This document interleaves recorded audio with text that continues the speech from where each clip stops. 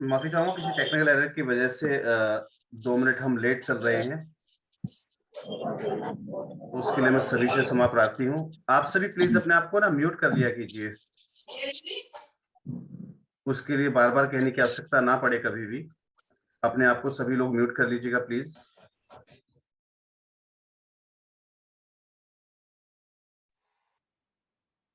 सभी को आज की जो है गुड इवनिंग। उम्मीद करता हूं आप सभी सकुशल हैं और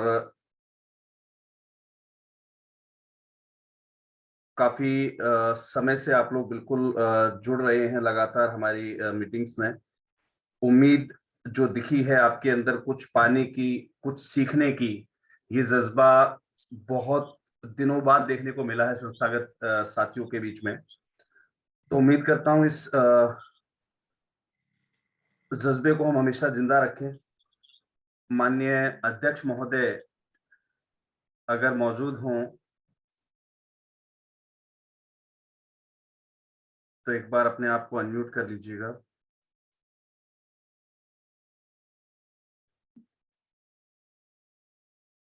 शायद आज अध्यक्ष महोदय अभी जुड़े नहीं हैं। चलिए कोई नहीं, हम अपनी सीरीज को आगे जो है कंटिन्यू रखते हैं।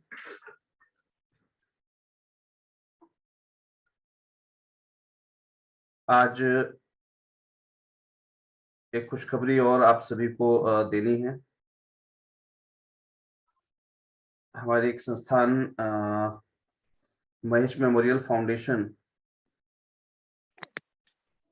को आज एक CSR कंपनी की तरफ से 34 लाख रुपए की ग्रांट रिसीव हुई है। महेश मेमोरियल फाउंडेशन, आपके यहाँ से कौन उपलब्ध है अभी?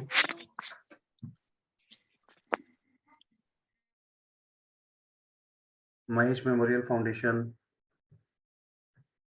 अध्यक्ष महोदय, अगर आप मुझे सुन पा रहे हैं, क्योंकि मैं इस समय लिस्ट में चेक नहीं कर पा रहा हूं। महेश मेमोरियल फाउंडेशन, अगर आप मुझे सुन पा रहे हैं तो अपने आप को अनम्यूट कर लीजिएगा। ये शायद अभी जुड़े नहीं है। किसी को आज जुड़ने में टेक्निकल एरर तो नहीं आया? Anil ji, no sir. कोई टेक्निकल एरर तो नहीं था ना आज? No sir. मुझे भी कनेक्टिविटी में थोड़ी सी दिक्कत महसूस हुई है शायद। चलिए कोई नहीं।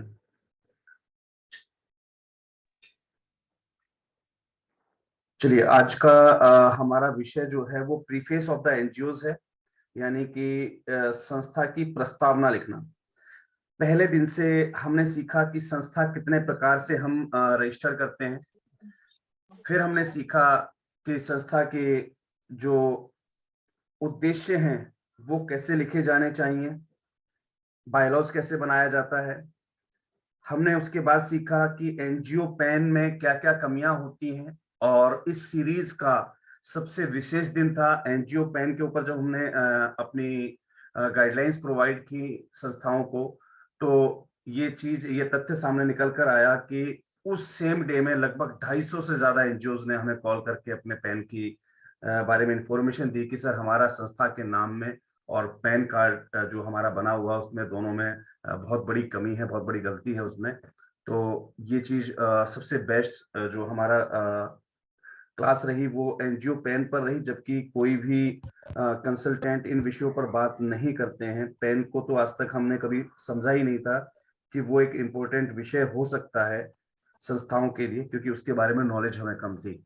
और सिमिलर अगर मैं बात करता हूँ कल के हमारे सेशन की, प्लीज एक बार सभी अपने आप को म्यूट कर लीजिएगा। प्लीज सभी अपने आप को म्यूट कर लीजिएगा। आपकी वजह से किसी और को डिस्टरबेंस अगर क्रिएट होती है तो ये हमारे और आपके लिए बहुत गलत चीज है ना। हम जिस चीज की कल्पना भी नहीं कर सकते थे वो रिजल्ट्स हमें सामने दिखे हैं। और कल की अगर मैं बात करता हूं, हमने बात की थी एनजीओ 10 के ऊपर।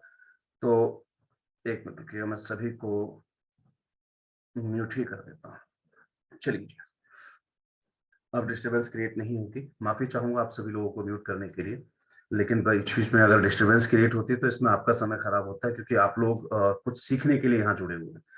चलिए जी, आज एक खुशी की बात और मुझे दिखी कि हमारी एक संस्था को जो है 34 लाख की ग्रांट मिली। और कल जो हमने 10 का जो सेक्शन आपको दिया था, उस 10 के सेक्शन में मेरे पास लगभग, अगर मैं आज की बात करता हूं तो अप्रोक्सीमेटली शायद मैंने 25 या 30 कॉल्स ली होंगी ऐसी, जिन लोगों ने मुझे बताया कि सर हमने अपना ना 10 एप्लीकेशन कंप्लीट कर दिया है। यानी कि हमने कल जो सीखा उसके हिसाब से हमने अपना अपना जो है 10 एप्लीकेशन कंप्लीट कर दिया। तो ये अच्छा लगता है कि जब आप अपनी कमियों को जो है बराबर सीखते जा रहे हो और तुरंत का तुरंत उनको दूर करते हुए जा रहे हैं, ये अपने आप में बहुत विशेष चीज होती है। तो सीखने का जज्बा आपके अंदर है तो ही सब कुछ है। अगर आप अभी इस चीज को कंप्लीट कर लेंगे, याद रखिएगा, मैं फिर आपको बता रहा हूं कि ये जो चीजें सिखाई जाती हैं, यहाँ पर मैंने मीटिंग की भी मैं बात कर देता हूँ। मीटिंग के अंदर मेरी बैकएंड टीम ने जो नोट किया है, यहाँ पर कुछ लोग सिर्फ अपनी हाजिरी लगाने के लिए जुड़े हुए हैं, यानी कि यहाँ पर कनेक्टिविटी दिखा रही है उनकी, लेकिन शायद वो एब्सेंट होंगे, अपना कैमरा चालू करके या बंद करके उसको साइड में पटक के कहीं भी चले गए होंगे। ठीक है, कोई दिक्कत नहीं। देखिए, इसमें मेरा कोई नुकसान नहीं है। ये 21 दिन का समय इसलिए दिया गया है कि जिन संस्थाओं को ये लगता था कि राष्ट्रीय एनजीओ महासंघ और उससे संबद्ध संस्थाएं आगे निकल चुकी हैं, ठीक है, उन लोगों की ये भावना, उनके मन का ये डर, उनके मन का ये संकोच खत्म हो सके। नहीं, बिल्कुल भी नहीं। हम आपके साथ हैं और हर वर्ष, ये इस साल से अगर हमारी शुरुआत हुई है, क्योंकि पिछले 3 वर्षों से जो संस्थाएं राष्ट्रीय एनजीओ महासंघ से संबद्ध हैं, उन सभी को पता है कि हमने कभी तक केसबुक की सीरीज को स्टार्ट नहीं किया था, फर्स्ट टाइम स्टार्ट हुई है। और इस सीरीज को हम लगातार सभी वर्षों में हम कंटिन्यू रखने का जो है टीम की तरफ से मुझे प्रस्ताव मिला है कि सर बेहतरीन जो है इसका रिजल्ट रहा है। तो हर साल हम एनजीओ को साथ लेके चल सकें, उसकी तैयारी है ये, कि हम हर साल आपको एक स्टार्टअप देंगे। लेकिन इस साल जो हमने एक टारगेट लिया है, क्योंकि हमारा जो है राष्ट्रीय एनजीओ महासंघ का 5वां वर्ष रहेगा, तो इसके अंदर हम जिस मदर एनजीओ के कल्चर को खत्म करने वाले हैं और फादर एनजीओ को हम डेवलप करने की जिस कगार पे, जिसके लिए कल माननीय अध्यक्ष महोदय ने आपको बताया था कि संस्थाओं के लिए एक टारगेट रखा गया है कि कम से कम 10 CR प्लस की फंडिंग राष्ट्रीय एनजीओ महासंघ और उससे संबद्ध संस्थाएं जो है कर सकें। उस टारगेट की अगर अगर बात करते हैं, उनकी तरफ अगर हम आगे बढ़ते हैं और फादर एनजीओ अपने आप को हम डेवलप करने की बात करते हैं, तो ऐसे में जो ये पॉइंट्स आपको आज सिखाए जा रहे हैं, 21 दिनों में जो चीजें आपको सिखाई जाएंगी, अगर आप उन सभी पॉइंट्स पर फुल्ली इंप्लीमेंट कर लेते हैं, तो ही आप हमारे साथ उस दौड़ में शामिल हो पाएंगे। तो वो आपको देखना है कि आपको सिर्फ अपनी हाजिरी लगानी है मीटिंग में जुड़कर, या वाकई में सीख के कुछ आगे इंप्लीमेंट भी करना है। ये आपके अपने ऊपर है। कल को कोई ये ना कहे कि सर मेरा नाम फादर एनजीओ वाले ग्रुप में जुड़ा हुआ है, लेकिन मेरे पास पेन नहीं है, मेरे पास टेन नहीं है, मैंने सर उस समय बनाया नहीं, या मुझे समय नहीं मिला। एक्सक्यूज मत कीजिएगा। जब आपको लगे कि आप हमारे उस ग्रुप में जुड़ने के बाद एक्सक्यूज देने पर आ गए हैं, उसी दिन ग्रुप अपने आप छोड़ जाना, कहने की आवश्यकता ना पड़े। क्योंकि अगर मैं वहां ग्रुप में आपको इस चीज के लिए टोकूंगा, फिर आपको शर्मिंदगी महसूस होगी कि सर ने हमें पब्लिकली टोक दिया इस चीज के लिए। तो मैं आपको क्लियर चीज कह रहा हूं कि अगर हमारे साथ आगे बढ़ना है, तो जो डायरेक्शंस, जो दिशा निर्देश, जो जानकारियां आपको लगातार दी जा रही हैं, उन सभी जानकारियों को आप लगातार फॉलो अप करते रहिए। और उस पर इम्प्लीमेंटेशन बहुत ज्यादा जरूरी है। इम्प्लीमेंट समय से करते रहिएगा। चलिए, आज हम बात कर रहे हैं प्रस्तावना लिखने की। माननीय अध्यक्ष महोदय अगर जुड़ चुके हो तो एक बार अपने आप को अनम्यूट कर लीजिएगा। महेश मेमोरियल फाउंडेशन, जिनको आज 34 लाख की ग्रांट रिसीव हुई है, अगर आप जुड़ चुके हैं तो प्लीज अपने आप को एक बार अनम्यूट कर लीजिएगा। ये हमारी आज की अचीवमेंट है, बहुत अच्छी। और ऐसा नहीं है कि ये आज में अप्लाई हो गया, बहुत लगभग 1.5 साल से सर प्रयासरत थे उस ग्रांट के लिए। तो मौका है खुशी का उनके लिए कि उनको जो है आज इसमें सफलता मिली। चलिए जी, आज हम बात करने वाले थे प्रस्तावना के बारे में। देखिए, हमारी जितनी भी सीरीज है फेसबुक के अंदर, जो हमने सीरीज बनाई हुई है, इस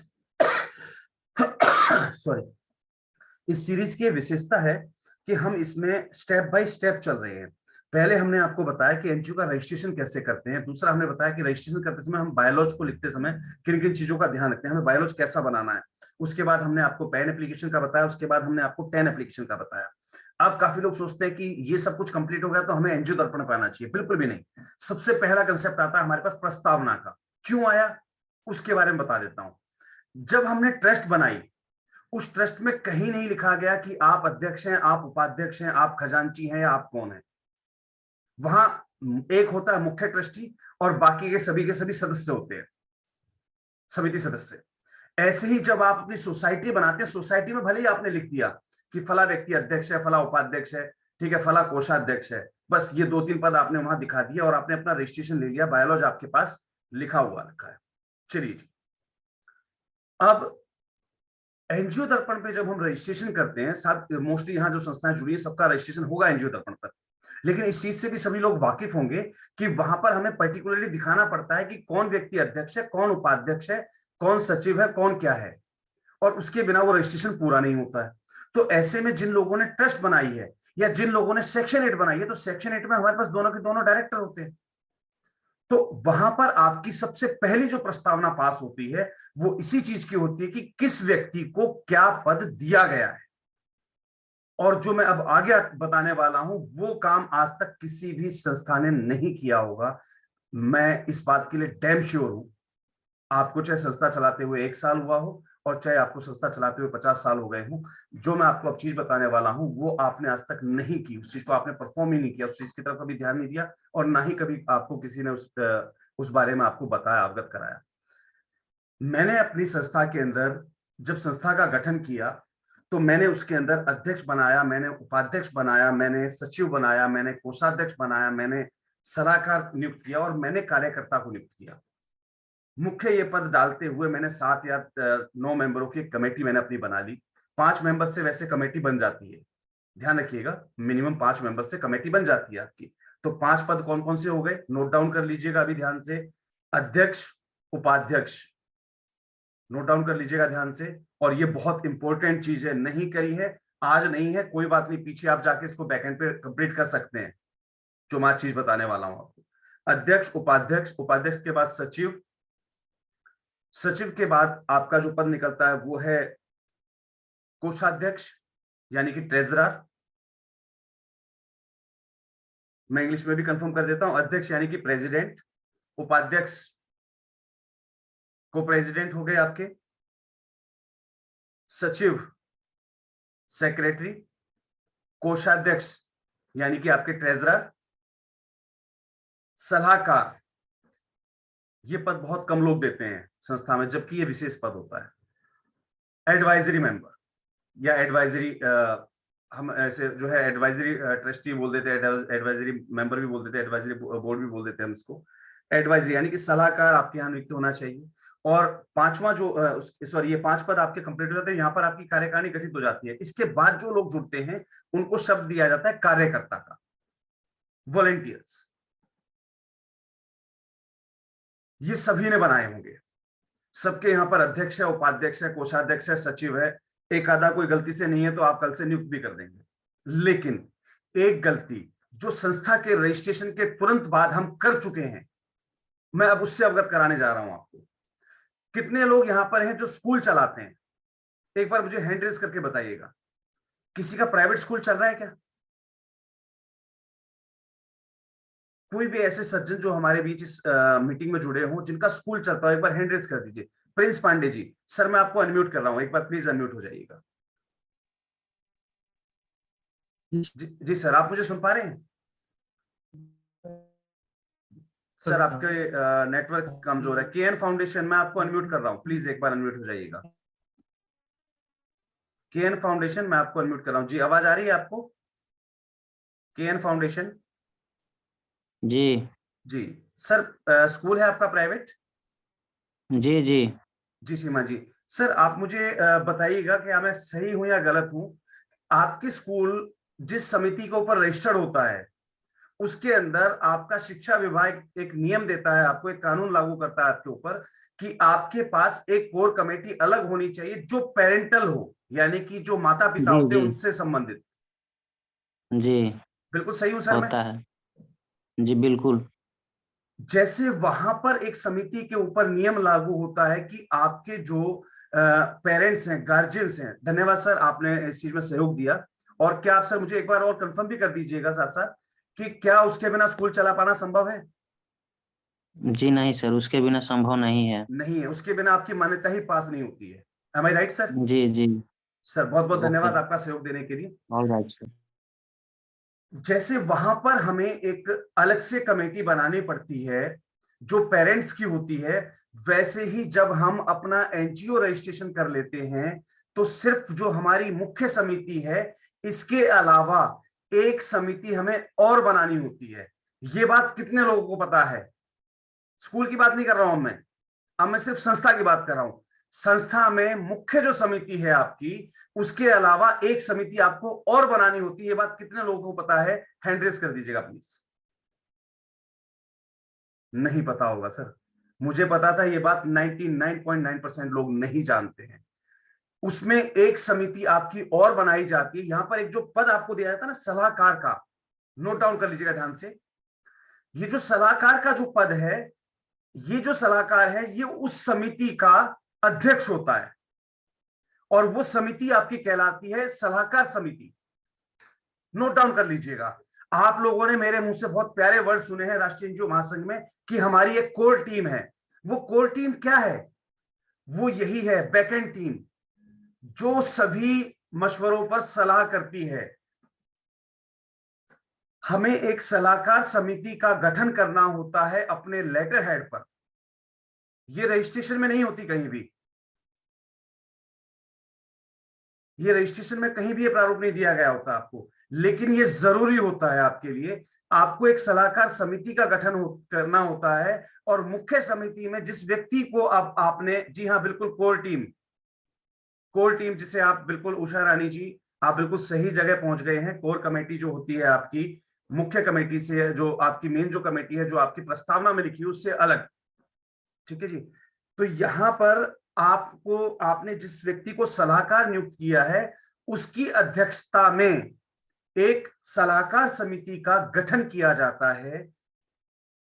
जिस व्यक्ति को आपने अपनी प्रस्तावना में, आपके मुख्य रजिस्ट्रेशन में सलाहकार का पद दिया हुआ है, वो व्यक्ति उस पर्टिकुलर सलाहकार समिति का अध्यक्ष होता है। और वहां पर भी ये सारे के सारे पद वापस इश्यू होते हैं। सलाहकार समिति का उपाध्यक्ष, सलाहकार समिति का सचिव। वहां पर सिर्फ पद कौन सा नहीं होता? सलाहकार समिति का कोई भी कोषाध्यक्ष नहीं होता, ये याद रखिएगा। वहां पर कोषाध्यक्ष शब्द नहीं चलेगा। सलाहकार समिति का अध्यक्ष, उपाध्यक्ष, सचिव और कार्यकर्ता, मुख्य तीन जो होते हैं इसमें, अध्यक्ष, उपाध्यक्ष और सचिव, ये तीन लोग मुख्य होते हैं। और इसके अलावा 8 लोग सलाहकार समिति के सदस्य होते हैं कम से कम। तो 8 ये, और अध्यक्ष को मिलाकर, उपाध्यक्ष को मिलाकर और सचिव को मिलाकर कुल 11 लोगों की ये कोर टीम बनती है, बैकएंड टीम, जिसे सलाहकार समिति का नाम दिया जाता है। अगर आपने अपनी संस्था में आज तक ये सलाहकार समिति नहीं बनाई थी, तो अब आपको करना क्या है मैं बता देता हूं, क्योंकि ये कुछ चीजें हैं जो आपके बैकएंड पर होती हैं। आपके लेटर हेड पर संस्था के रजिस्ट्रेशन होने और संस्था का बैंक खाता खुलने के बीच की किसी भी तारीख में एक रेजुलेशन पास करके रख लीजिएगा आपके लेटर हेड पर कि आज हमारी समिति, हमारी ट्रस्ट, हमारी सेक्शन 8 की जो बोर्ड है, बोर्ड मेंबर्स हैं, उनकी बैठक हुई थी। उस बैठक में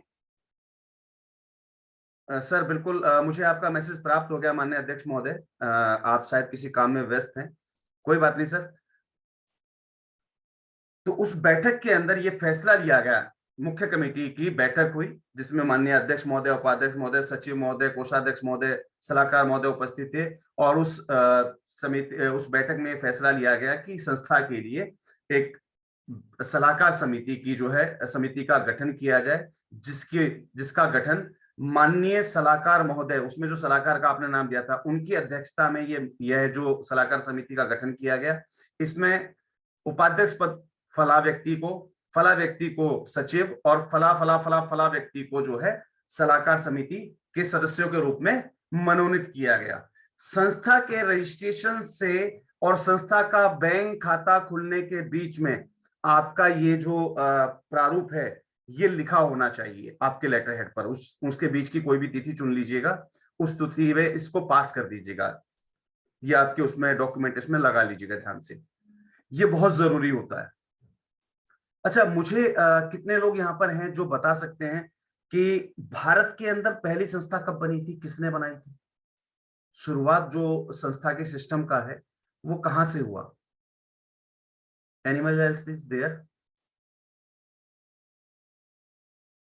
चलिए मैं आपको बता देता हूं।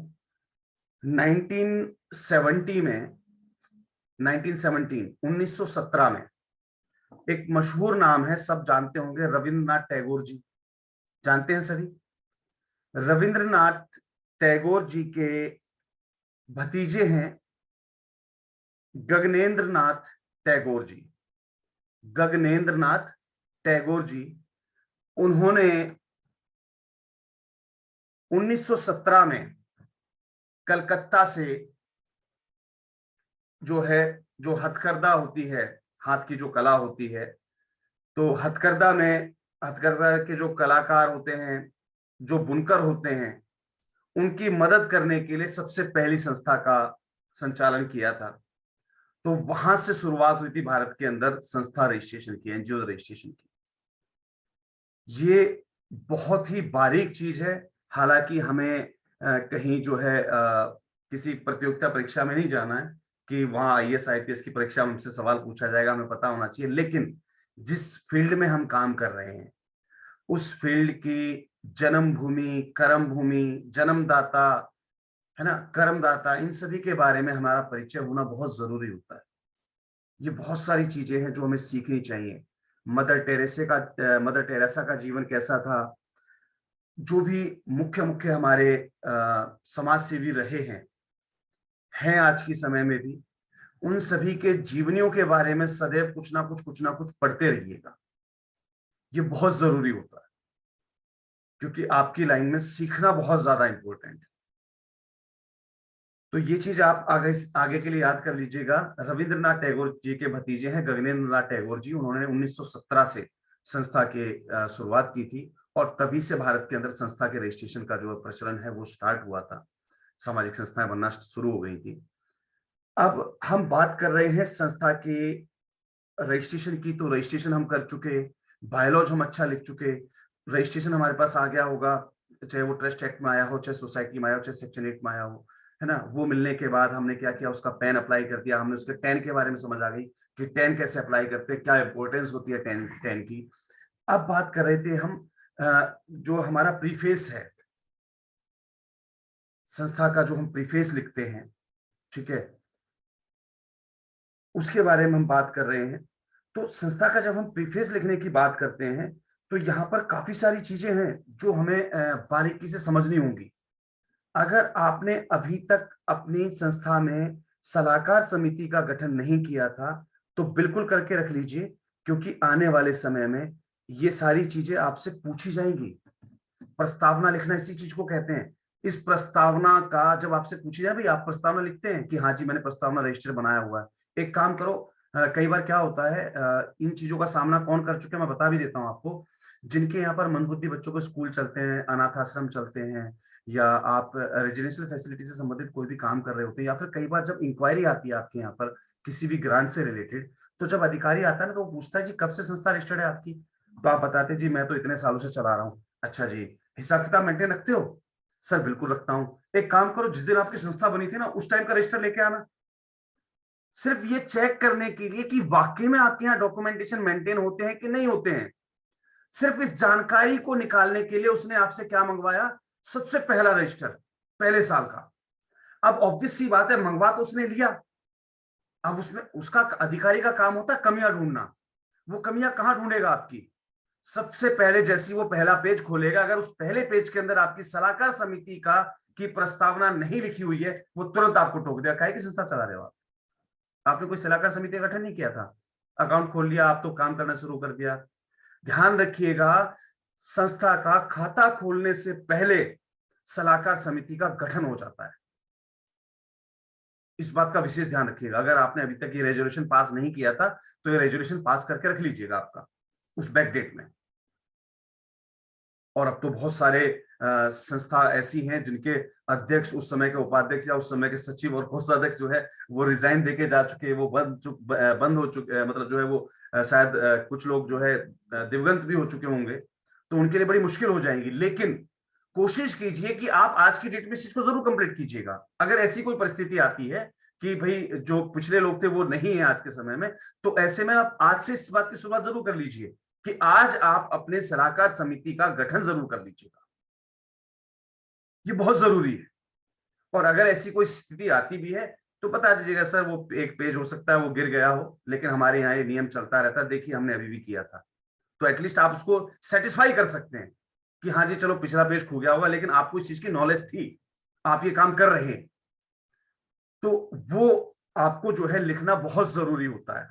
अब उसकी प्रस्तावना लिखते कैसे हैं, सबसे बड़ी बात आती है कि हमें पता होना चाहिए कि हम वो प्रस्तावना लिखें कैसे, उसका प्रारूप क्या होता है।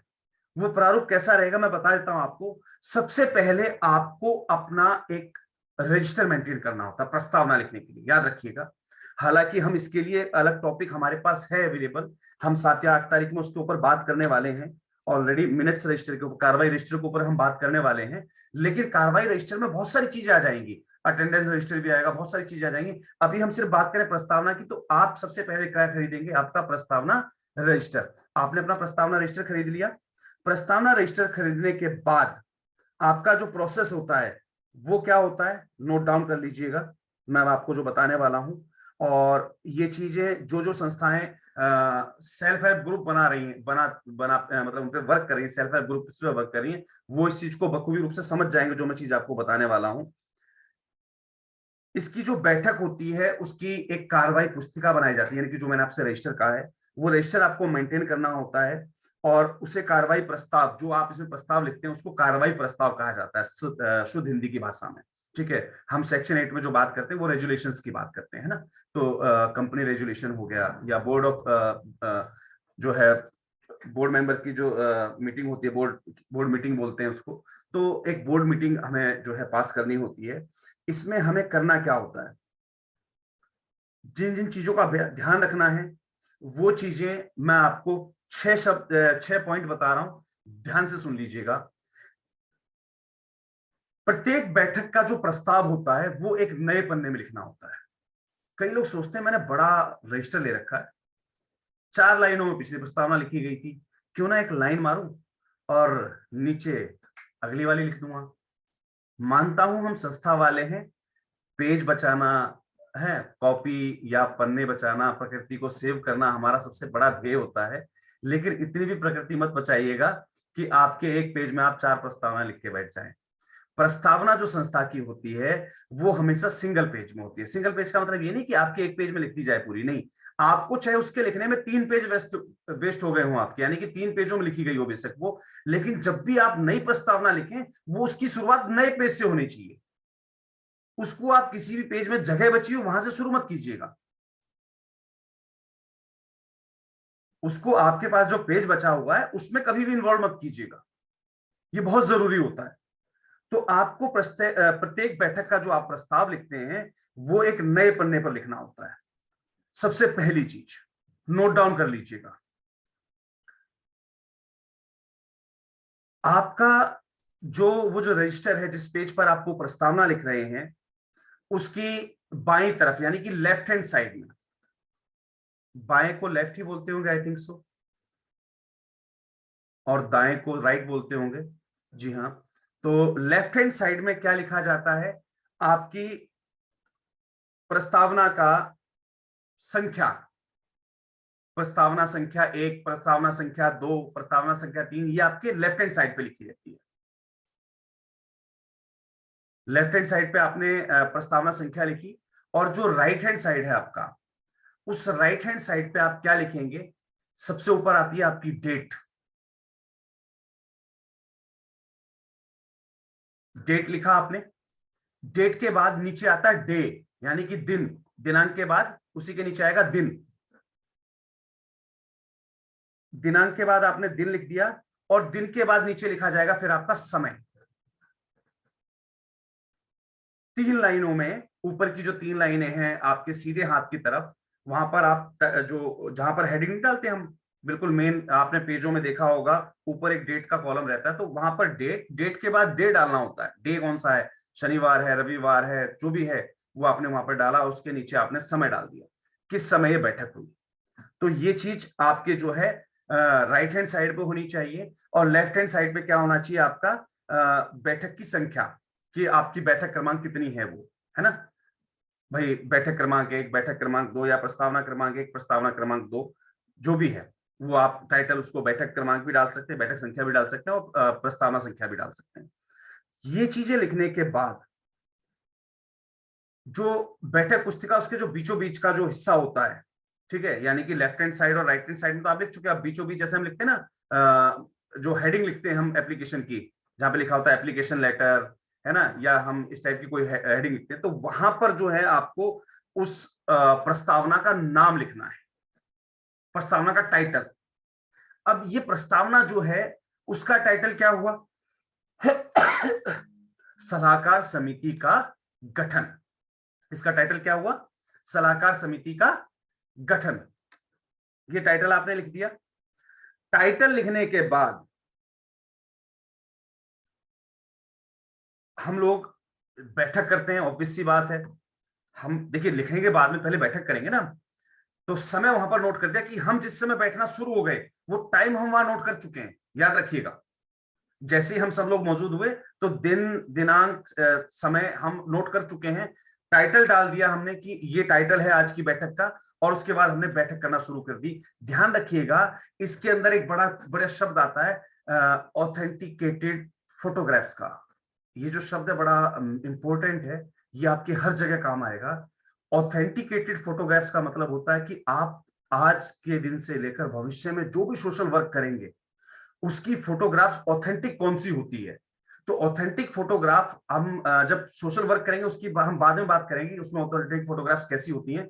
लेकिन यहां प्रस्तावना जब हम लिखने की बात कर रहे हैं तो यहां पर ऑथेंटिक फोटोग्राफ वो मानी जाएगी जब आप उस बैठक को गोलाकार रूप में आप बैठे होंगे। याद रखिएगा, चाहे आप कुर्सी पर बैठे हो तो जो गोल मेज सम्मेलन होता है एक तरीके से, कि एक मेज के चारों तरफ हम लोग कुर्सी लगा के बैठे होते हैं। अगर हम धरती में बैठे हुए हैं तो गोल गोल मतलब एक गोलाकार आकृति में बैठे हुए हैं। अगर आप उस प्रस्तावना के साथ आपकी वो फोटो लगाते हैं तो ही वो ऑथेंटिक मानी जाएगी।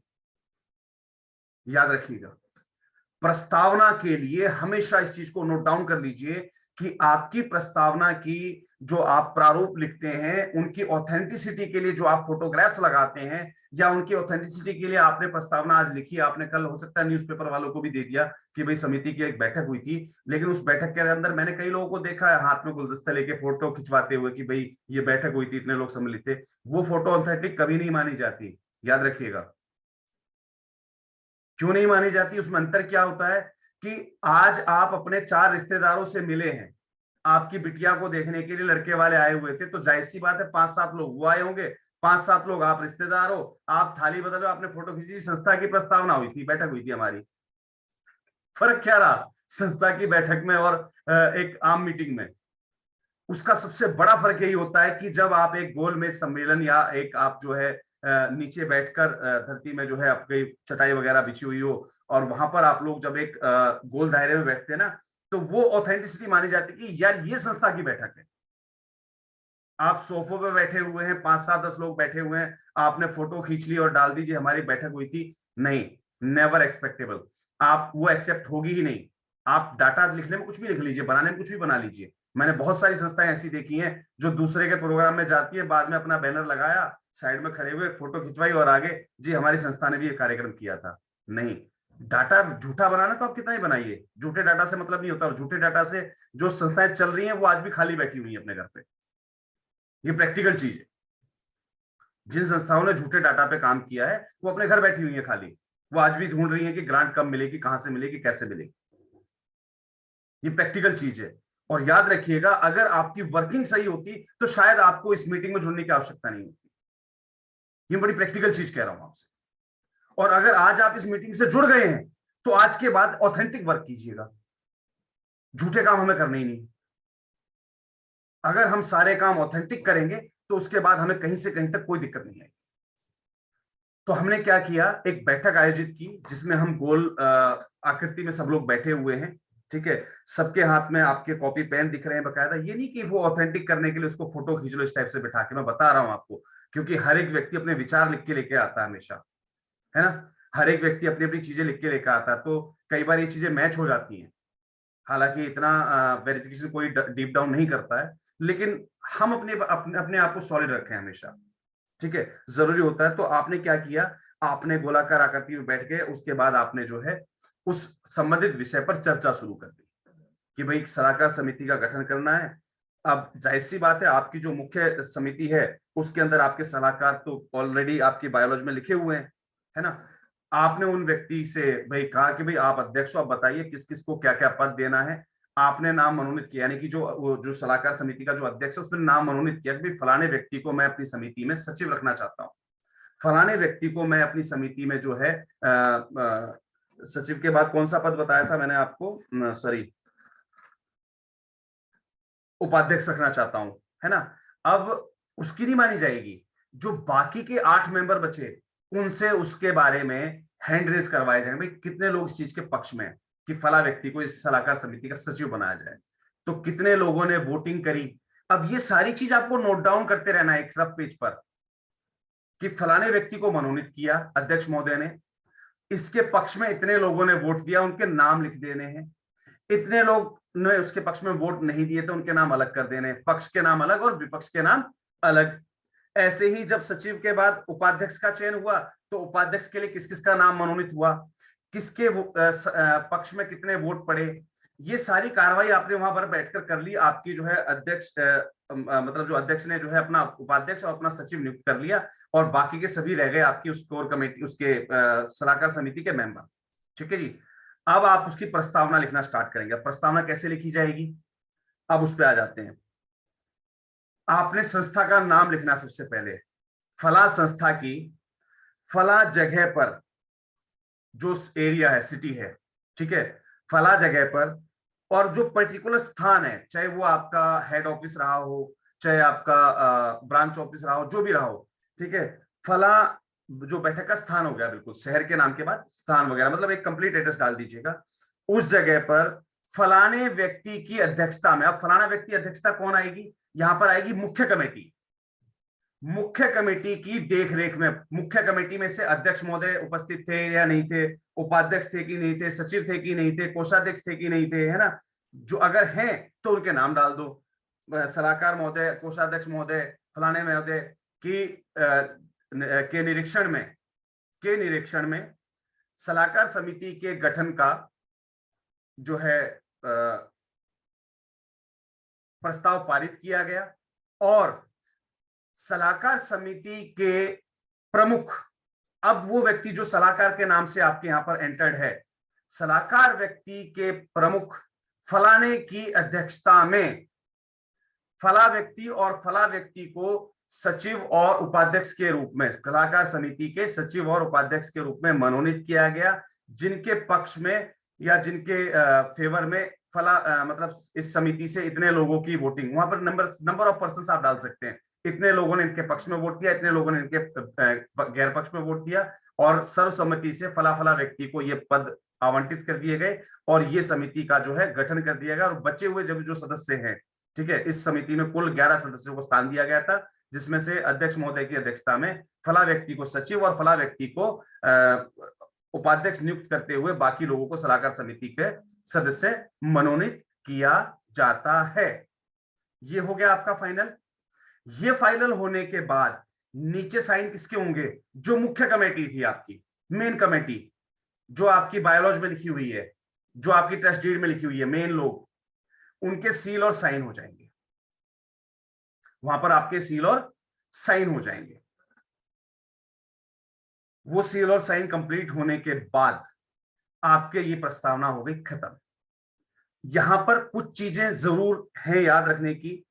आपने प्रस्तावना लिखना स्टार्ट कर दिया, उपस्थित सदस्यों की संख्या, कुछ टाइटल डालने पड़ते हैं, ध्यान रखिएगा। बैठक के अध्यक्ष का नाम क्या है, जब आप ये प्रस्तावना पूरी लिख चुके होंगे तो नीचे डालनी है आपको टाइटल, बैठक के अध्यक्ष का नाम, कुल सदस्यों की संख्या, यानी कि इस मीटिंग के अंदर, इस बैठक के अंदर कुल सदस्य कितने थे, ऑब्वियस सी बात है 4 या 5 या 7 मेंबर तो आपके मुख्य कार्यकारिणी के रहे होंगे, है ना। और उसके अलावा 10 मेंबर, क्योंकि अध्यक्ष तो आपके पास मौजूद था सलाहकार समिति का, 10 मेंबर आप अलग से लेके आए होंगे। तो 10 से 18 लोग, 15 से 18 लोगों की एक बैठक होती है, पहली बैठक जो होती है। तो इसमें उपस्थित सदस्यों की संख्या कितनी रही और अनुपस्थित सदस्यों की संख्या कितनी रही, ये आपको वहां पर जो है नोट कर देनी है। उसमें फिर डाल देना है परिचय का कि फला व्यक्ति की अध्यक्षता में ये जो है हमारा जो है इस कमेटी का गठन किया गया, ठीक है। उसकी एक शपथ दिलवानी होती है कि सभी सदस्यों ने अपने अपने उस पर पदों पर रहते हुए अपने जिम्मेवारियों का निर्वहन करेंगे, उसकी शपथ दिलवाई गई, है ना। ये चीज आपको डालनी होती है कि उनको उनके पदों की शपथ दिलवाई गई। आपने शपथ लिए नहीं लिए वो अलग मैटर है, और वैसे होना चाहिए। मैं आपको बता देता हूं, आपकी जो संस्था होती है ना, उसका एक पर्टिकुलर एक सॉन्ग रखी है हमेशा। जब भी आप कोई बैठक करते हैं तो वो प्रार्थना या वो सॉन्ग वो हमेशा प्ले कीजिए, या फिर आप सब लोग मिलकर गाइए उस चीज को। ये जरूरी होता है, चाहे वो गायत्री मंत्र ही क्यों ना हो, उससे शुरुआत कीजिए हमेशा। अगर आपकी संस्था का कोई पर्टिकुलर सॉन्ग है तो वो हमेशा होना चाहिए आपका, ठीक है। एक पर्टिकुलर आपकी संस्था की ना शपथ भी होनी चाहिए, जो आपने अपनी संस्था के लिए डायरेक्ट की हो, कि हम अपने पदों पर रहते हुए इन इन चीजों का निर्वहन करेंगे और अपनी जिम्मेवारी को समझते हुए सबसे पहले हम मानवता की सेवा करेंगे। तो इस टाइप के कुछ वर्ड्स को संलग्न करते हुए ना, तो वो चीजें आपको बना लेनी होती हैं, ये जरूरी भी होता है। तो मैं हालांकि चाह रहा था कि कुछ इससे संबंधित शपथ से रिलेटेड मैं आपके साथ जरूर कुछ शेयर कर देता, लेकिन शायद मेरे पास वो डाटा अभी अवेलेबल नहीं है। अगर किसी संस्था ने अपनी कोई पर्टिकुलर शपथ बना रखी हो तो बेशक हैंड रेज कर सकता है, जिससे कि और लोगों को उदाहरण मिल जाए कि किस प्रकार से एक शपथ को डिजाइन करते हैं, कैसे एक शपथ लिखी जाती है। संस्था का जो एक उद्घोषणा हम बोलते हैं, एक उद्घोषणा नारा होता है हर एक व्यक्ति का, जैसे बजरंग दल वाले जय श्री राम बोलते रहते हैं हमेशा, है ना, या अन्य संगठन है उनका एक पर्टिकुलर नारा होता है। ऐसी एक संस्था का अपना एक नारा रखी है हमेशा, एक उद्घोषणा रखी है हमेशा, वो हर मीटिंग में आपकी होनी चाहिए उद्घोषणा। चलिए जी, आपने ये सारी चीजें कंप्लीट कर दी। कंप्लीट करने के बाद जो है, सब चीजों को लिखने के बाद आपने उसको नीचे साइन करवा लिए सबके नाम और पद लिखते हुए, ठीक है। और कोशिश कीजिए जो मुख्य नाम और पद आप देते हैं, इनकी पर्टिकुलर एक सील होनी चाहिए, मोहर होनी चाहिए। जो संस्था की मुख्य मोहर होती है उसमें क्या लिखा जाता है बता देता हूं मैं आपको। अध्यक्ष, है ना, या राष्ट्रीय अध्यक्ष, और नीचे संस्था का नाम, बस वो लगाई और व्यक्ति ने अपने साइन कर दिए। सचिव या राष्ट्रीय सचिव, जो भी आप यूज करते हैं, राष्ट्रीय वर्ड यूज कर रहे हैं तो ठीक है, नहीं कर रहे हैं तो भी कोई दिक्कत नहीं, वो आपने लिखाई, लगी, संस्था का नाम लिखा और छुट्टी। ये हो गई मुख्य कार्यकारिणी की मोहर। और ये जो कार्यकारिणी आपकी सलाहकार समिति वाली बनती है, वो कैसे लिखी जाती है, उसकी मोहर कैसे बनती है? अध्यक्ष, उसके बाद दूसरी लाइन होती है सलाहकार समिति, उसके बाद तीसरी लाइन में होता है संस्था का नाम। अध्यक्ष, सलाहकार समिति, माधव जन कल्याण फाउंडेशन। तो वो सील जो यूज करेगा ना, वो सलाहकार समिति का अध्यक्ष पे साइन करेगा। सचिव, सलाहकार समिति, माधव जन कल्याण फाउंडेशन, तो उस सील को जो है सचिव यूज करता है। तो ये चीजें कुछ जरूरी हैं।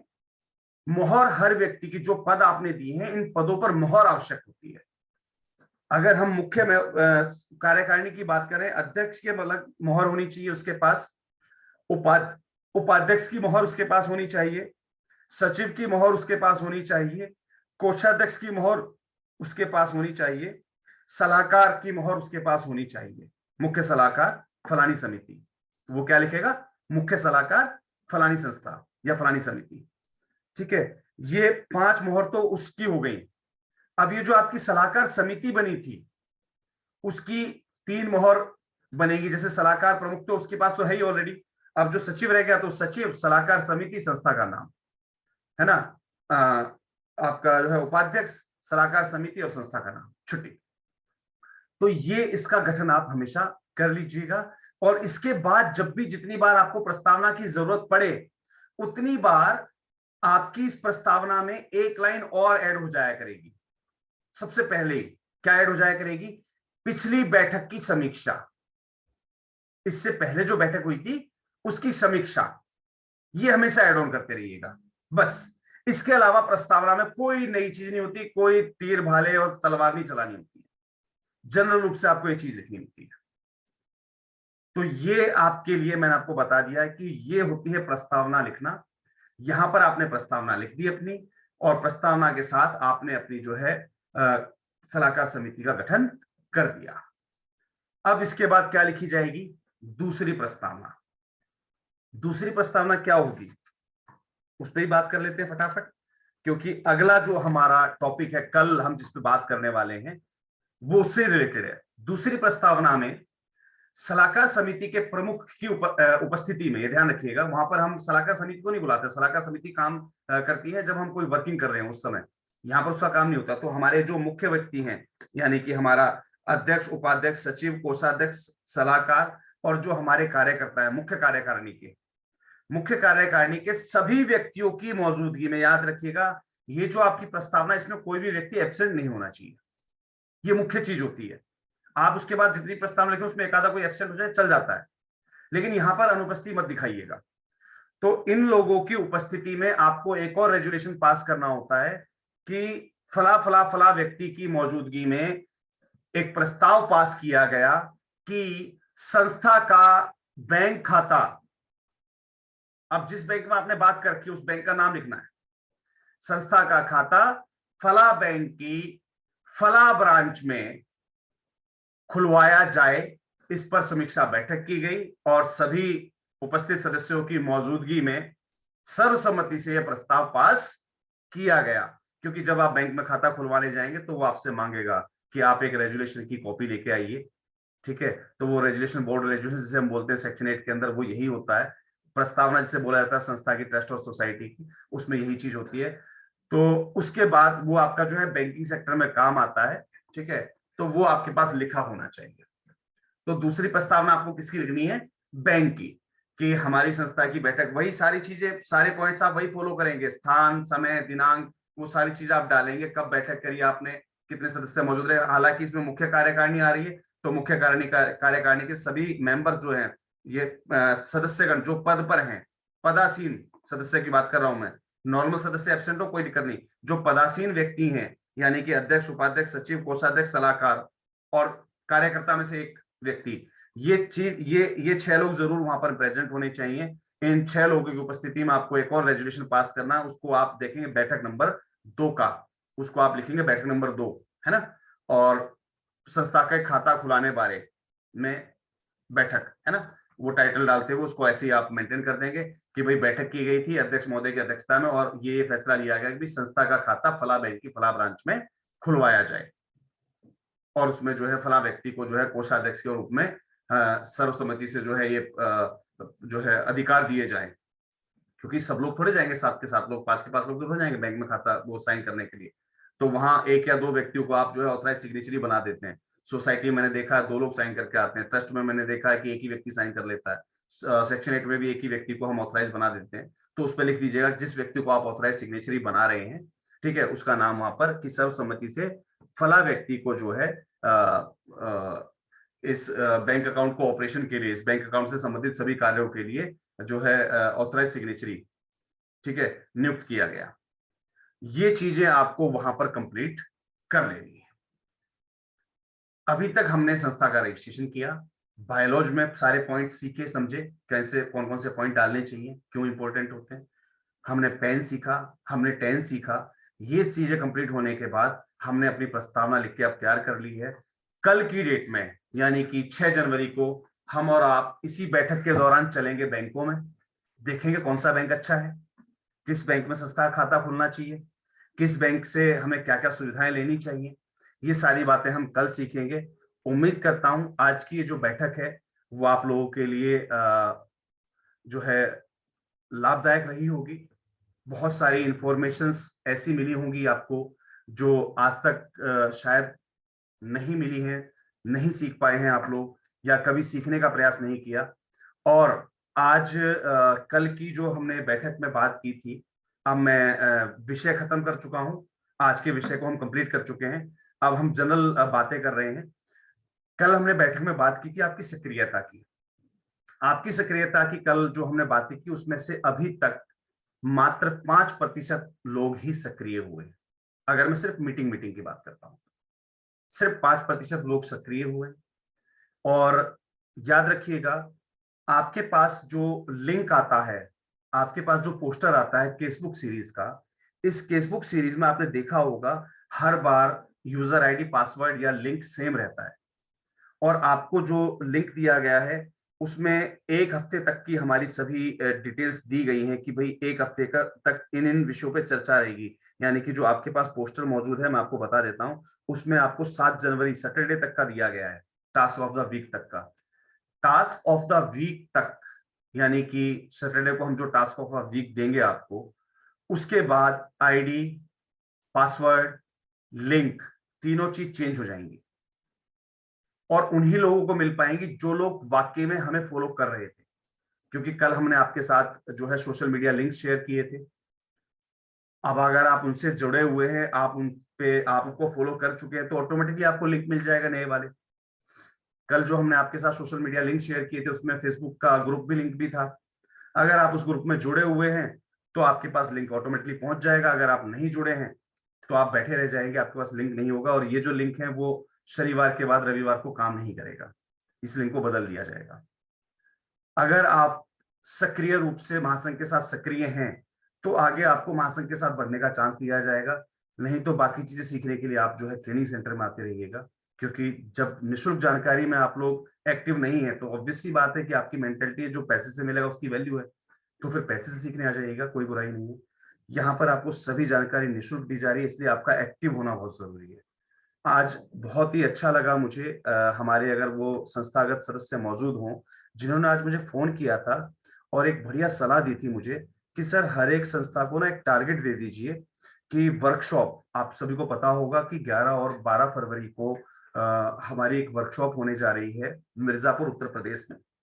तो उन्होंने कहा, बोला सर कि मैं चाह रहा हूं कि हर, जैसे मैं भी अपना टारगेट लेके चल रहा हूं, मैं 10 नई संस्थाओं को वहां लेके पहुंचूंगा। अगर वो सर यहाँ पर मौजूद है मीटिंग में तो एक बार अपने आप को अपना हैंड रेज कर दीजिएगा। जिन्होंने भी मुझे फोन किया था, 2 या 3 संस्थाओं के मुझे फोन आए थे कि सर हम कल की बैठक में ना मैं 10 नई एनजीओ को लेकर आऊंगा। तो मैं 10 तो नहीं कह सकता क्योंकि participant, number of participant same है, तो यहाँ पर बड़े हैं कि नहीं बड़े हैं वो मुझे नहीं पता। जिन्होंने भी मुझे फोन किया था एक बार हैंड रेज कर दीजिएगा, शायद वो खुद ही नहीं जुड़े हैं।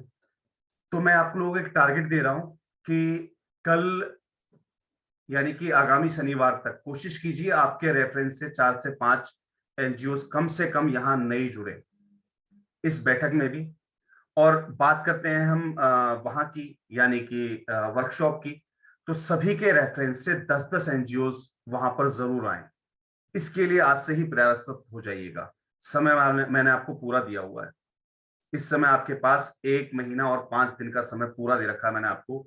11 और 12 फरवरी को होने वाली बैठक में आप सब लोग स्वयं खुद भी मौजूद रहेंगे।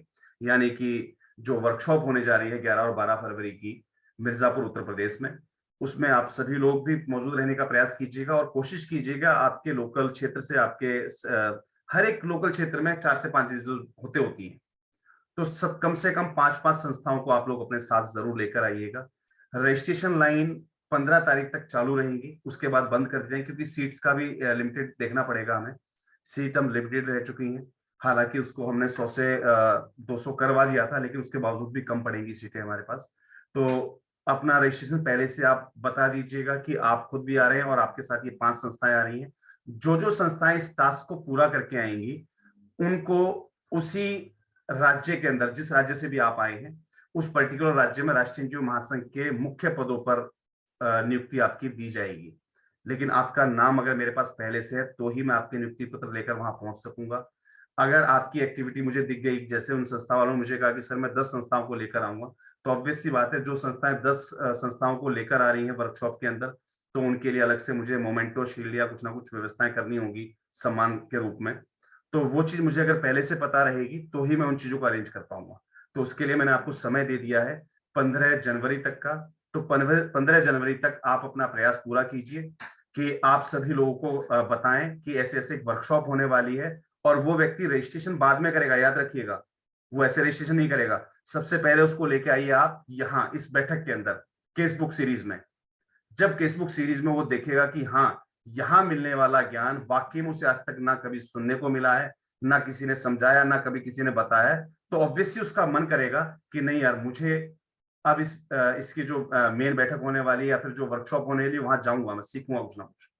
तो वो ऑटोमेटिक आपसे कहेगा कि हाँ भैया, मुझे मेरा भी रजिस्ट्रेशन करवा देना। तो सबसे पहले आप उनको इनवाइट कीजिए इस कार्यशाला के लिए, फिर फेसबुक सीरीज के लिए। आपके पास जो लिंक आया हुआ वही लिंक आपको शेयर कर देना उन लोगों को, और उनको कहना है कि रात के 8 बजे आप लोग भी मीटिंग में जुड़िए। कल मैं उम्मीद करता हूं कि हमारी जो संख्या आज के डेट में अभी इस समय 54 लोग मौजूद हैं, अगर हर एक व्यक्ति सिर्फ एक व्यक्ति को भी लेकर आया तो ये संख्या 100 से पार हो जाएगी। और आप लोग कितने ईमानदार हैं अपने काम के प्रति, वो चीज कल प्रूव हो जाएगी। मैं तो सिर्फ एक की बात कर रहा हूं, टारगेट मैंने आपको 5 का दिया हुआ है।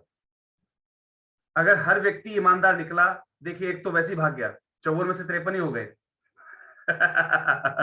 एक तो पहले ही भाग गया कि नहीं भैया यार, अपने बस का है ही नहीं। तो कोई बात नहीं, मैंने कहा ना, अरे वापस आ गए, नेटवर्क प्रॉब्लम थी, वापस आ गए, भी वापस आ गए। तो अरे वाह, इमोजीज आने शुरू हो गए हैं। ऐसा छोटे छोटे वार्तालाप ना हंसी खुशी के होने चाहिए, क्योंकि स्टूडेंट बने रहना, टीचर बने रहना, ये भी बड़ा अजीब है, और शायद इस दौर से हम लोग निकल चुके हैं। पर एक बात जरूर है कि आप सभी लोग जिस शिद्दत के साथ सुनते हैं, क्योंकि ये वो समय है जब हम अपने बचपन को याद कर रहे होते हैं। हम सोच रहे होते हैं कि यार वो स्कूल के दिन अच्छे थे, मास्टर जी सिखाया करते थे, हम चुपचाप सीखा करते थे।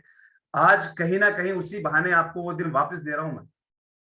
आप इस मीटिंग में जुड़ते हैं, आप एक जो शिष्य बन के सीख रहे हैं। मुझे सौभाग्य मिला गुरु बनने का, तो मैं सिखा रहा हूं, और हम लोग बड़े प्यार से, बड़ी शांति से बहुत कुछ नया सीख रहे हैं। तो शायद कुछ पलों के लिए सही हमें वो जीवन वापस मिला है। इस जीवन का फिर से जो है ना, कदर समझिएगा इसकी, क्योंकि ऑब्वियसली हम समझ चुके हैं। क्योंकि जब हम जीवन के जंजाल में फंस जाते हैं ना, फिर सोचते हैं यार वो लाइफ अच्छी थी, और उस समय सोचते थे कब बड़े हों, अब बीवी बच्चे, ये खर्चा वो खर्चा, ये जिम्मेवारियां वो जिम्मेवारियां। यार वो स्कूल लाइफ अच्छी थी, किसी चीज की टेंशन नहीं हुआ करती थी। मास्टर जी 2 मार लेते तो उस समय बड़ा बुरा लगता था, लेकिन आज अगर मास्टर जी चाहे मार मार के हमारा पिछवाड़ा लाल कर दे, पर हमें वो बचपन लौटा दो। शायद एक बड़ा पुराना सॉन्ग है, आप लोग शायद सब लोगों ने सुना ही होगा, लौटा दो मुझे वो बचपन का सावन, वो कागज की कश्ती, वो बारिश का पानी। तो कभी उस म्यूजिक को सुनिएगा बैठकर, वहां आपको पता लगेगा कि हम जीवन में क्या कुछ खोकर आए, क्या कुछ हमें पाना है। और ये जो ट्रेनिंग सेंटर राष्ट्रीय एनजीओ महासंघ ओपन करने जा रहा है, उसमें उन 15 दिनों के अंदर मैं मानता हूं कि जितने भी संस्थागत व्यक्ति वहां उपस्थित होंगे, वो जाते समय, क्योंकि हमारी एक खासियत है, हम सभी के फीडबैक जरूर लेते हैं। उनके फीडबैक्स मैं जरूर सुनना चाहूंगा। उन लोगों के फीडबैक्स मैं सोशल मीडिया पर ज्यादा से ज्यादा शेयर करना चाहूंगा, जो लोग बताएंगे कि हाँ, हमने उस बचपन को जिया उस 15 दिनों के अंदर। क्योंकि वो स्कूल की तरह एक क्लास भी रहेगी, उसके अंदर मौज मस्तियां भी होंगी, हर एक चीज को सेलिब्रेट भी किया जाएगा, फील्ड में भी जाया जाएगा। क्योंकि मैंने जैसा कल आपके साथ साझा किया था कि हम उनको कंपनीज में भी विजिट कराएंगे, हम फील्ड में भी उनको जो है विजिट कराएंगे, क्योंकि हमें साथ साथ जो है हमारा जो मार्केटिंग कंसेप्ट है उसको भी लेके चलना जरूरी है, क्योंकि फंड रेजिंग मेन पॉइंट होता है संस्था को जिंदा रखने के लिए। तो वो क्लास तो हमें किसी भी सेशन में छोड़नी ही नहीं है। फंड रेजिंग से रिलेटेड हमें सारी क्लासेस, जितने भी हम बैच लेंगे, हर बैच में फंड रेजिंग को कंसेप्ट में जरूर लेके चलेंगे मेन।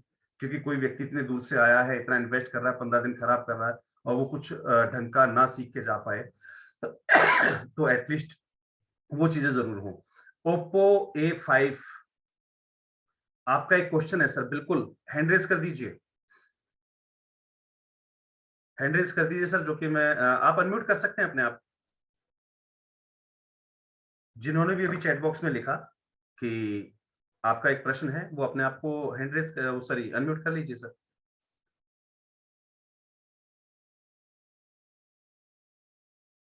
कहाँ चले गए भैया?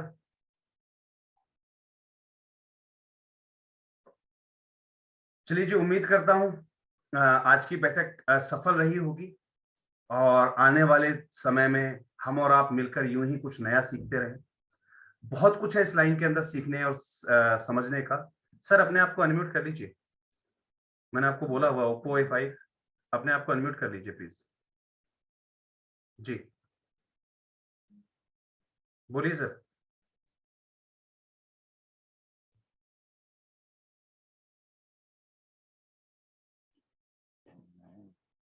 सर आप रेंज में नहीं है शायद। Oppo A5 याद रखिएगा, कोशिश कीजिए, जिन लोगों के पास डाटा की प्रॉब्लम होती है Oppo A5। सर आप अनम्यूट हैं, बोलिए तो सही। हेलो। जी श्रीमान जी बोलिए।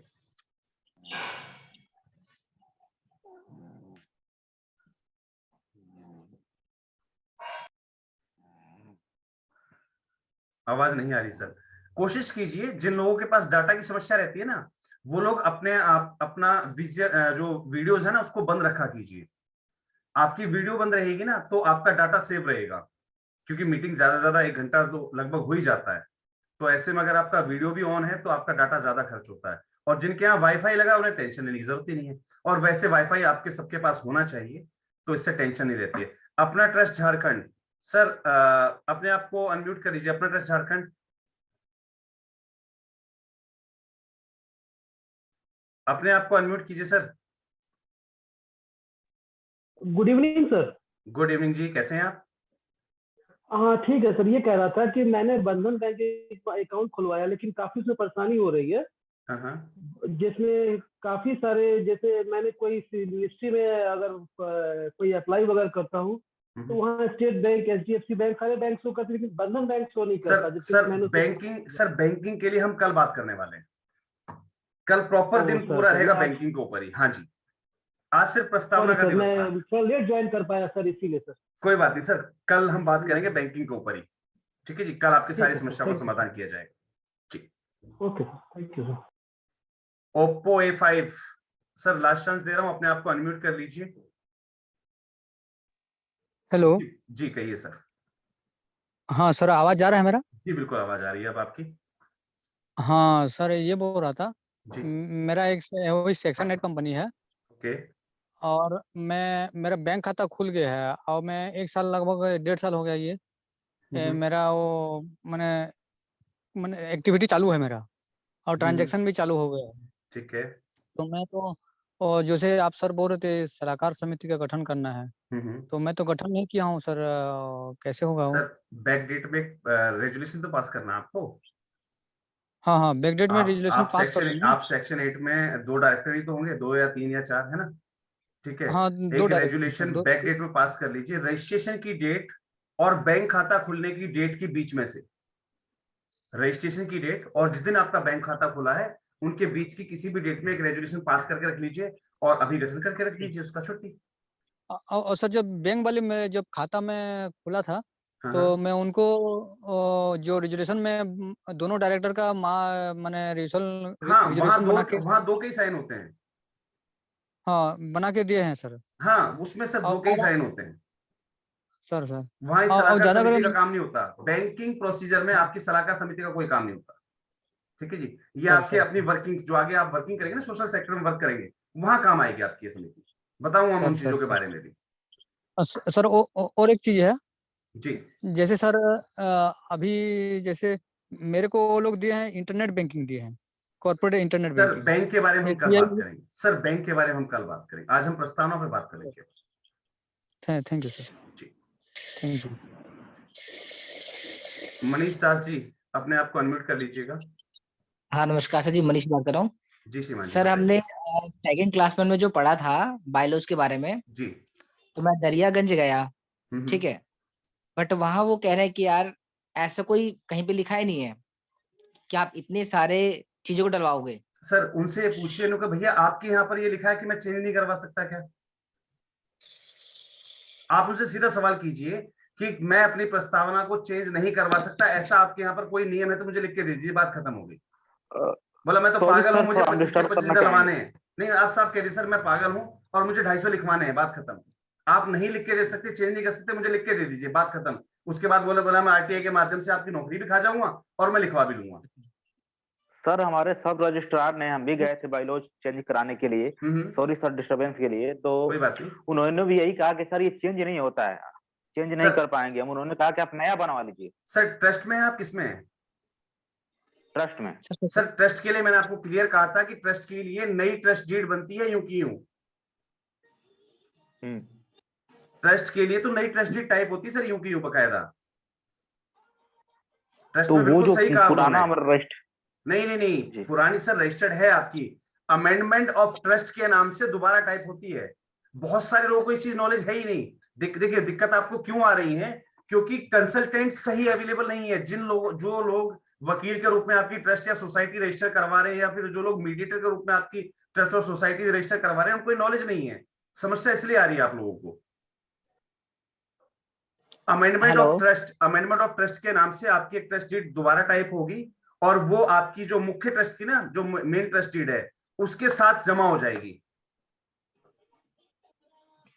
अच्छा जी okay sir, thank you. Okay जी सीमा जी।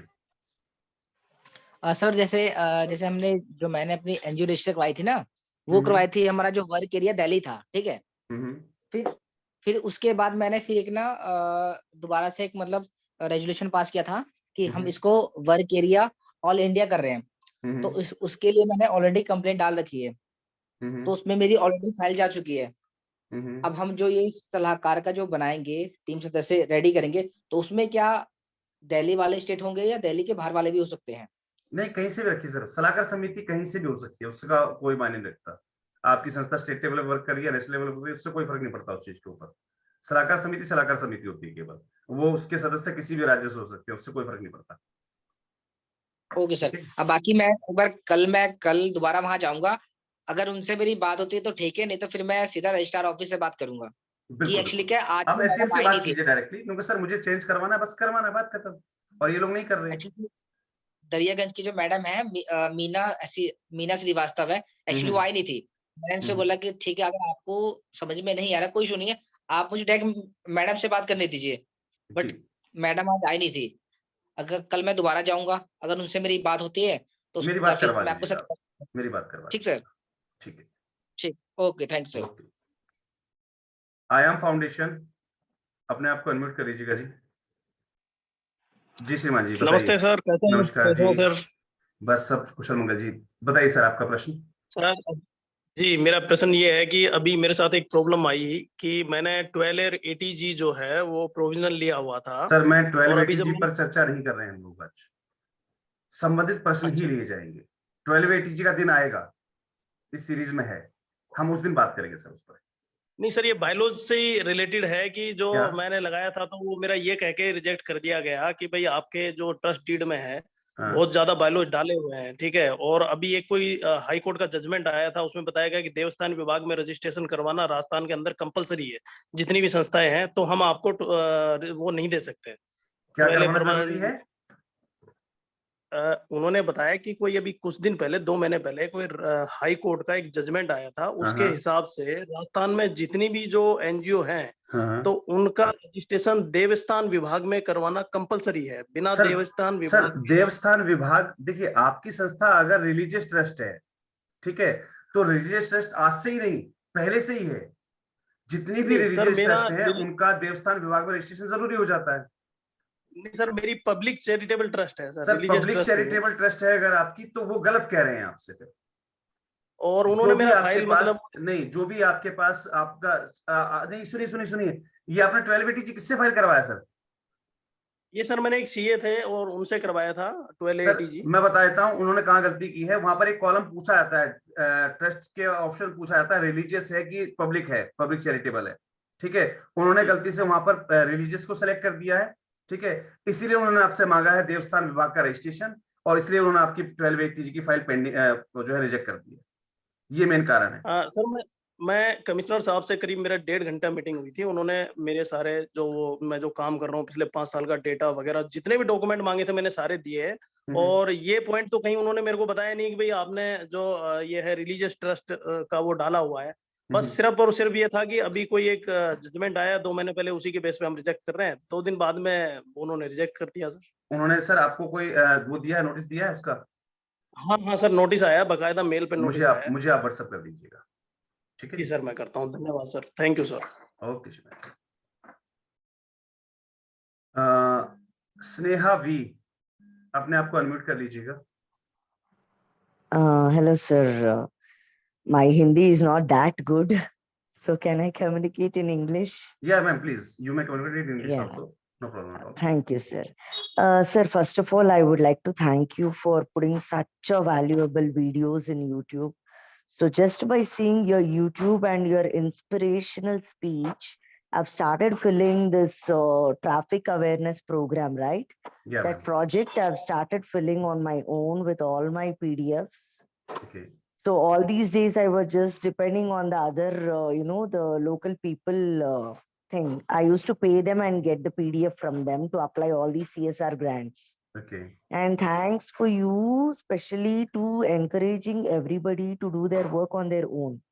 And this is, I think, I did not see such videos in YouTube.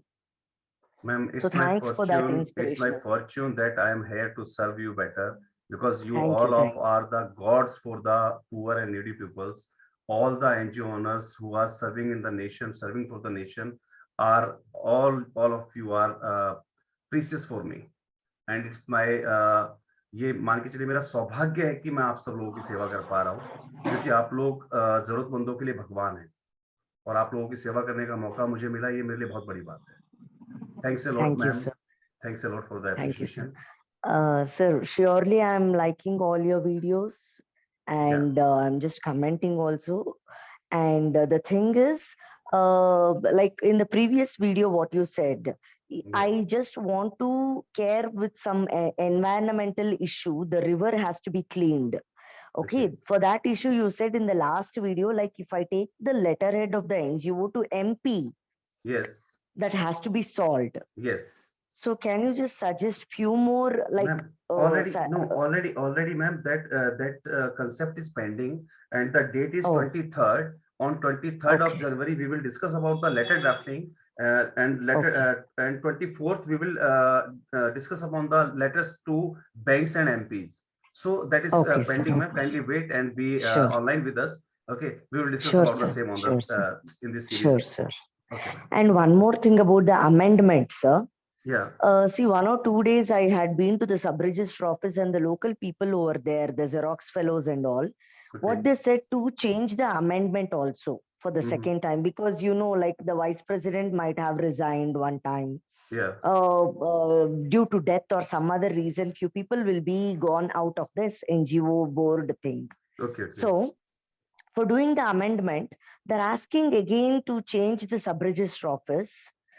Again, all of the 6 people have to go there and do everything. Is it that necessary? No. Once current members, currently your current core committee, that is mandate, that is only needed over there.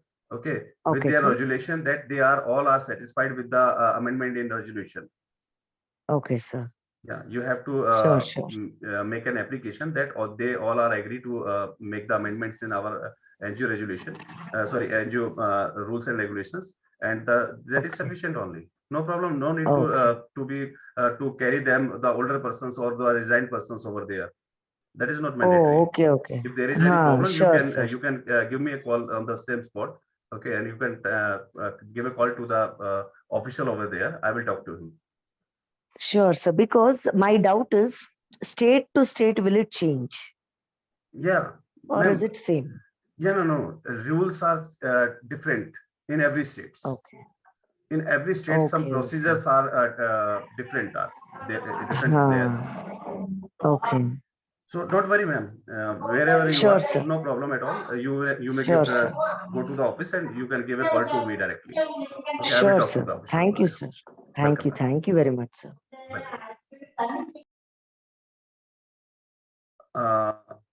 Shakib Rahman जी, आपका प्रश्न sir, अपने आप को unmute कर लीजिएगा। जी श्रीमान जी। Sir, जब चूंकि हमने एक चैरिटेबल ट्रस्ट के नाम रजिस्ट्रेशन कराया था, तो हमें कुछ रूल्स रेगुलेशन मालूम नहीं, तो हमने जिनको दिया था करने के लिए, उन्होंने उस पे किस एक्ट के तहत रजिस्ट्रेशन हुआ है वो मेंशन ही नहीं किया, जबकि रजिस्ट्रार ने साइन कर दिया, सारी अथॉरिटी आ गई, पेपर्स आ गए मेरे पास। बाद में मेरे सीए के जो अकाउंटेंट ऑडिट करने वाले, उन्होंने बोला कि आप एफिडेविट दे दीजिए और इस एक्ट के तहत ये वैलिड हो जाएगा। तो क्या सर ये वैलिड है क्या? सर देखिए, वहां पर जब आपका रजिस्ट्रेशन सर्टिफिकेट जो होता है ना, उस पर मेंशन होना जरूरी है कि किस एक्ट के तहत आपको रजिस्ट्रेशन मिला है।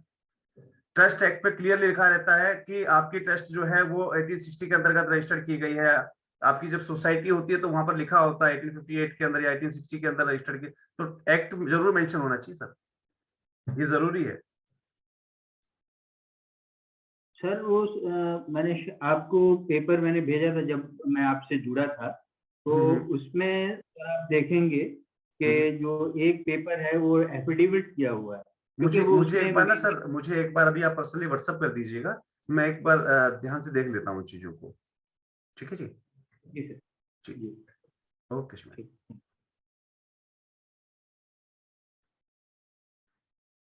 सभी का बहुत बहुत धन्यवाद साथ जुड़ने के लिए, और उम्मीद करता हूं कि कल आप लोगों को एक छोटा सा प्रयास जरूर करना है। देखिए, मैं आप सभी लोगों को पूजनीय मानता हूं क्योंकि आप लोग समाज में सेवा कर रहे हैं, ठीक है, और मेरा बहुत बड़ा सौभाग्य है कि मुझे आप लोगों की सेवा करने का मौका मिला। लेकिन एक छोटी सी रिक्वेस्ट मेरी सबसे है, करबद्ध निवेदन है। देखिए, मैंने करबद्ध किए हुए हैं अपने, करबद्ध निवेदन है मेरा सभी लोगों से कि आप अपने आसपास की जितनी भी एनजीओज है, देखिए पता है क्या होता है, एक बचपने की बात अलग होती। बचपने में मैं भी कहता था कि भगवान सबका भला करे, शुरुआत मुझसे करे, ठीक है। तो लेकिन मैंने एटलीस्ट में ये तो कहा ना, भगवान सबका भला करे, ये नहीं सोचा कि भगवान सिर्फ मेरा भला करे, पड़ोसी को पता ही ना लगे, है ना। कहीं ऐसा ना हो कि सिर्फ मेरा मेरा भला के चक्कर में यूक्रेन वाला बम सिर्फ आपके ऊपर गिर जाए आके, है ना। हवा में उड़ के कोई भी चीज आ सकती है। तो सिर्फ अपना भला मत सोचिए, और लोगों का भी भला सोचिए। तो साथ के आपके जो भी एनजीओज हैं, आसपास में जो संस्थाएं काम कर रही हैं, एक बार उनको कहिए कि भाई ऐसे ऐसे जो है यूजफुल इंफॉर्मेशन हमारे यहाँ दी जा रही हैं, और आप लोग भी इस प्लेटफॉर्म से जुड़िए, उनके साथ लिंक शेयर कीजिएगा। और कल हम प्रयास करते हैं कि हम कल की उपस्थिति जो है वो 100+ रखें। और कल हम एक विशेष मुद्दे पर चर्चा करने वाले हैं, बैंकिंग सेक्टर के ऊपर। बहुत सारी सभी संस्थाओं के पास बैंक अकाउंट जरूर होगा, लेकिन हम उसको यूज कैसे करते हैं, कैसे यूज करना चाहिए था, कहाँ हम गलती कर चुके हैं, ये गलतियां आगे कितनी भारी पड़ने वाली हैं, हम इन सभी चीजों पर कल बहुत ही क्लोज डिस्कशन लेके के चलेंगे। तो उम्मीद करता हूं आज की जानकारी आपको पसंद आई होगी, और आप सभी का साथ, प्रेम, विश्वास और आशीर्वाद मेरे साथ यूं ही बना रहे। इसी के साथ जय हिंद, जय भारत, धन्यवाद सभी को। Okay sir, thank you, good night. Good night sir. अब सभी आप लोग अपने आप को अनम्यूट कर सकते हैं, कोई दिक्कत वाली बात नहीं। राधे राधे दादा। बहुत बहुत धन्यवाद श्रीमान जी। Yadav ji, good night. Good night श्रीमान जी। Good night. Thank you sir, good बहुत नाइट बहुत धन्यवाद। दादा नमस्कार sir. Good night sir. Good night जी, गुड नाइट सभी को। राधे राधे। राधे राधे जी सभी को। Good night sir, good night. Good night जी सर। राधे राधे सर, एक मिनट। सभी को धन्यवाद। हेलो। हाँ जी सर, आपकी आवाज गूंज रही है सर, कौन बात कर रहे हैं जी सर? आप मुझे पर्सनली कॉल कर लीजिए, 999199 हाँ सर, कॉल करना था आपको। मुझे आप कॉल कर लीजिएगा जी ठीक, ओके सर।